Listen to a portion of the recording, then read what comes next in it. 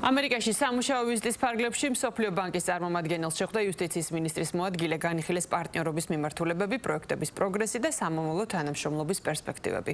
აქცენტი გაკეთდა ეროვნული სივრცითი მონაცემების ინფრასტრუქტურის განვითარებაზე, მიწის ადმინისტრირების სერვისების გაუმჯობესებაზე და ციფრული მმართველობის სისტემების შემდგომ გაძლიერებაზე. მხარეებმა პროექტების სტრატეგიულ მნიშვნელობაზე, მიღწეულ პროგრესსა და სამომავლო ნაბიჯებზეც იმშელეს.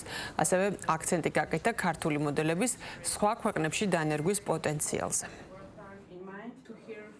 ვისაუბრეთ იმ მრავალწლიანი წარმატებული პარტნიორობის შესახებ, რომელიც არსებობს საქართველოს იუსტიციის სამინისტროს, საჯარო რეესტრის ეროვნულ სააგენტოსა და მსოფლიო ბანკს შორის. ერთმანეთს მივაწოდეთ ინფორმაცია პროექტის მიმდინარეობის შესახებ და ასევე ვიმსჯელეთ სამომავლო თანამშრომლობაზე.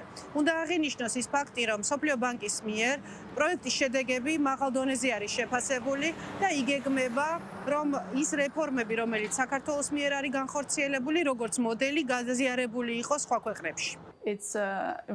საოცარია იმის ნახვა, თუ რამდენად განვითარდა პროექტი და რამდენად წარმატებულია საჯარო რეესტრის ეროვნული სააგენტოსა და იუსტიციის სამინისტროს მუშაობა. მათ შთამბეჭდავ შედეგებს მიაღწიეს მოქალაქეებისთვის ელექტრონული სერვისების მიწოდების გაუმჯობესებისა და ინოვაციური პროდუქტების მთელი სპექტრის განვითარების კუთხით, მათ შორის გონიერი კონტრაქტის და ახლა უძრავი ქონების ტოკენიზაციის მიმართულებით. შესაბამისად, ჩვენ მოუთმენლად ველით ამ ახალი ინოვაციების შედეგებს და როგორც ყოველთვის ძალიან გვიხარია, რომ მხარს ვუჭერთ საქმიანობაში საჯარო რეესტრის ეროვნულ სააგენტოსა და იუსტიციის სამინისტროს.